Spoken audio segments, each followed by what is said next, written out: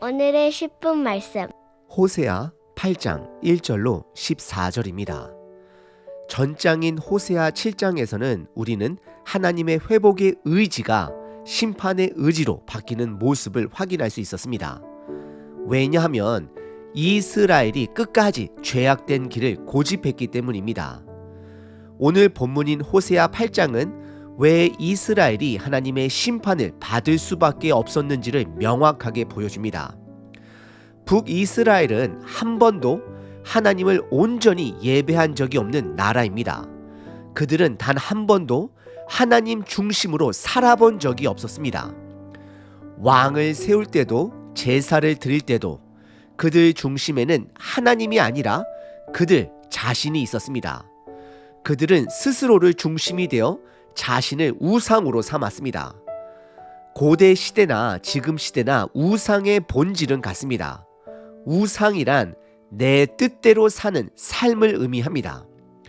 우상의 삶의 특징은 겉모습은 하나님을 예배하는 듯 하지만 그 안에는 하나님이 없다라는 것입니다. 바로 껍데기 신앙입니다. 오늘 본문은 우리의 믿음도 껍데기 신앙으로 남아있지는 않은지 날카롭게 지적합니다. 우리는 모두 심각한 현실을 마주할 때 본능적으로 방어 기제가 작동합니다. 하나님께서 우리의 추악한 죄를 지적하실 때 우리는 변명하고 자기 타당화를 하며 방어적으로 반응합니다. 아담과 하와에서도 그 모습을 확인할 수 있습니다. 그러나 이런 태도가 우리를 껍데기 신앙으로 빠뜨리게 됩니다. 예를 들어 북이스라엘은 선지자들이 심판의 경고를 외칠 때에도 이를 받아들이지 않았습니다. 그들은 여전히 선민 사상에 빠져 하나님의 심판을 부인했습니다. 심지어 구테타로 왕이 제거되는 상황에서도 그 다음 왕은 올바른 왕이 될 수 있다라는 막연한 기대감만을 가지고 있었습니다. 그뿐만 아니라 그들은 강대국들에게 큰 조공을 바치며 동맹을 얻으려 했습니다.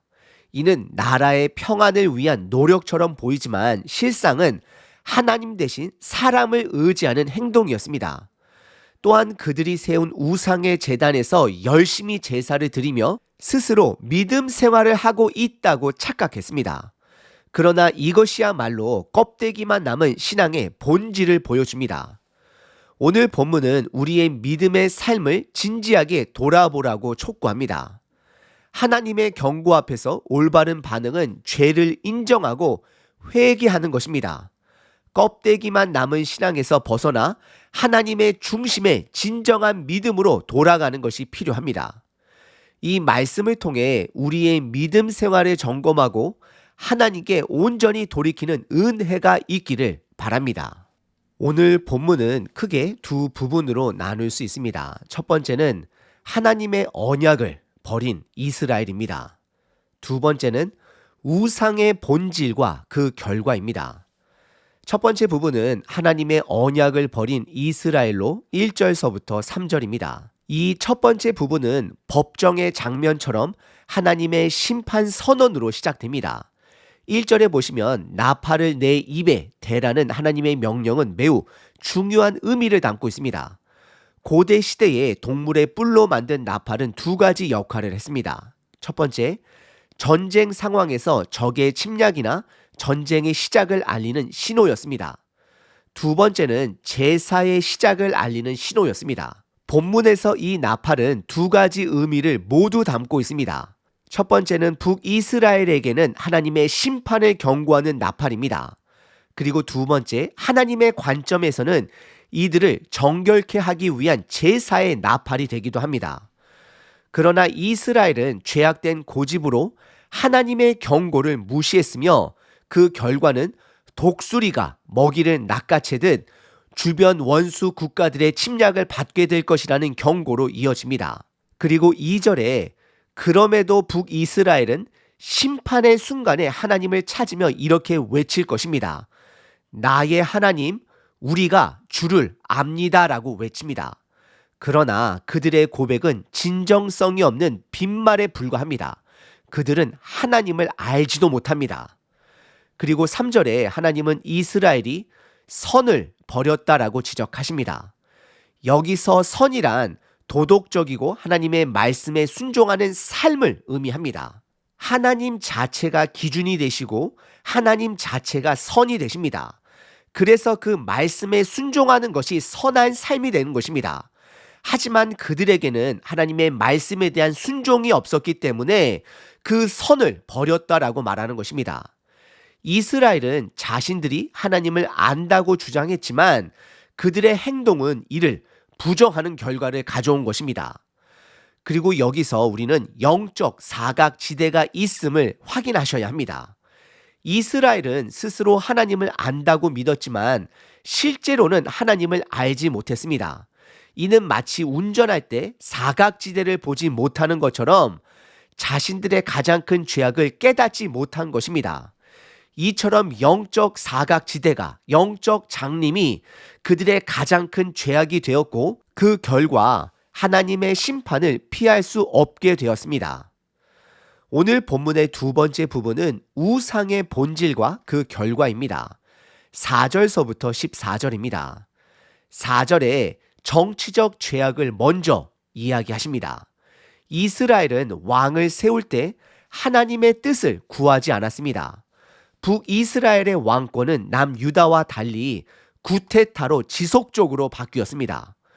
호세아서의 배경인 여로보암 2세 이후에 약 30년 동안 6명의 왕이 있었으며 그 중에 4명이 구테타로 왕위에 올랐습니다. 이들은 왕을 세울 때 하나님의 뜻을 전혀 찾지 않았고 결과적으로 스스로 허수아비와 같은 왕을 세우게 된 것입니다.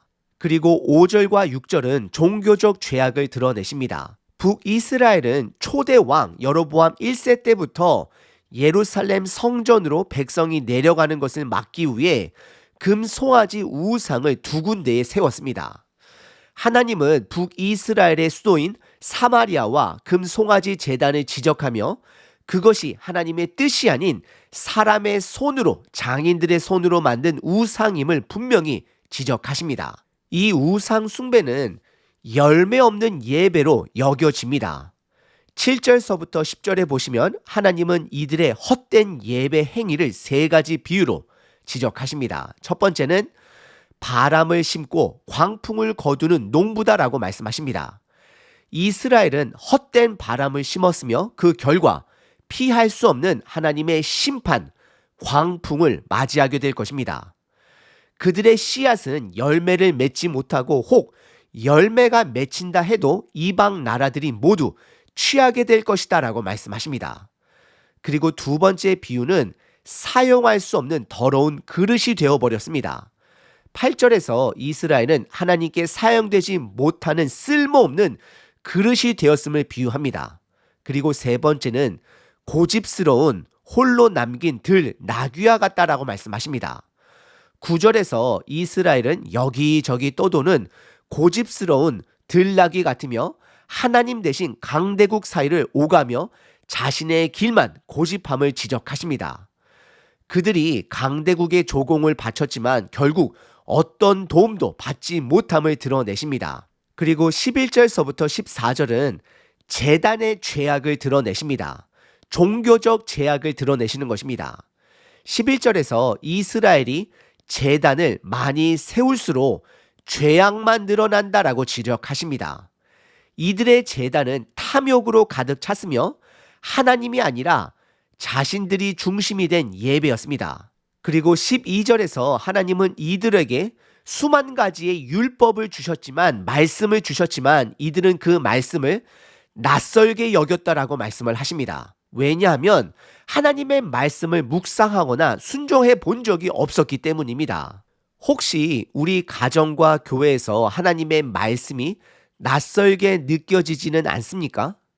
하나님을 예배한다고 하면서도 진정한 순종이 없이 껍데기만 남은 신앙을 살고 있지는 않은지요. 13절과 14절에 하나님은 그들에게 경고하십니다.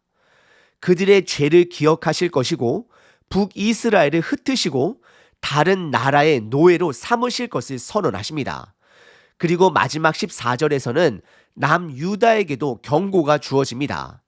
남유다는 많은 견고한 성읍을 세웠지만 하나님은 불을 보내어 전쟁을 시작하여 그것들을 모두 삼키실 것이다라고 말씀하십니다. 오늘 본문은 하나님의 언약을, 말씀을, 하나님을 버린 북이스라엘에 대한 경고로 시작되었습니다. 이들은 스스로 주인이 되어 하나님의 뜻 없이 왕을 세우고 정치를 하며 하나님이 아닌 강대국을 의지했습니다. 또한 헛된 것을 쫓아 스스로 만든 우상에 매달렸습니다. 그 결과 하나님의 판결은 분명했습니다. 이스라엘은 더 이상 하나님의 도구가 아닙니다. 그릇이 아닙니다. 하나님이 사용할 수 없는 용도 폐기된 그릇이 되어버린 것입니다. 하나님은 이들을 선택하셔서 하나님의 선한 뜻이 주변 나라들 가운데 드러나길 바라셨지만 이스라엘은 그 뜻을 버리고 불순종의 길을 걸었습니다. 그래서 그들이 제단을 세우면 세울수록 죄악만 드러날 뿐입니다. 그들에게 남은 것은 껍데기뿐입니다. 왕도 있었고 제사장도 있었으며 제단과 희생 제물도 있었지만 그 모든 것에서 하나님의 뜻은 찾아볼 수 없었습니다. 이들은 겉으로는 경건해 보였지만 실제로는 하나님과 불일치의 정석을 보여주었습니다. 그들은 하나님을 안다라고 말했지만 하나님께서는 그들을 알지 못한다라고 하십니다. 그들은 하나님을 믿는다라고 고백했지만 그들의 믿음의 대상은 우상뿐이었습니다. 그들은 나의 하나님이라고 외쳤지만 그들의 삶과 행실에는 하나님이 없었습니다. 불일치의 정석입니다. 저와 여러분들의 삶은 어떠한가요? 여러분의 고백 속에 하나님이 계십니까? 아니면 겉모습만 남은 껍데기 신앙으로 머물러 있습니까? 지금 이 순간 우리의 삶 속에 하나님의 뜻과 임재가 살아있는지 진지하게 돌아보셔야 할 때입니다. 하나님께 순종하며 그분의 뜻을 따르는 진정한 믿음으로 나아가시길 기도합니다. 마태복음 23장 27절 화 있을 진저 외식하는 서기관들과 바리새인들이여 회칠한 무덤 같으니 겉은 아름답게 보이나 속은 죽은 사람의 뼈와 모든 더러운 것들로 가득하도다. 이와 같이 너희도 겉으로는 사람에게 옳게 보이되 안으로는 외식과 불법이 가득하도다. 우리의 마음을 받으시는 하나님 아버지를 찬양합니다. 겉과 속이 다른 외식적인 삶이 아닌 말과 행동이 하나 된 진실한 신앙을 살길 원합니다. 하나님 도와주시옵소서. 우리의 삶이 주님의 뜻과 일치하며 모든 순간에 주님을 온전히 드러나게 하옵소서. 예수님의 이름으로 기도합니다. 아멘. 항상 기뻐하라. 쉬지 말고 기도하라. 범사에 감사하라.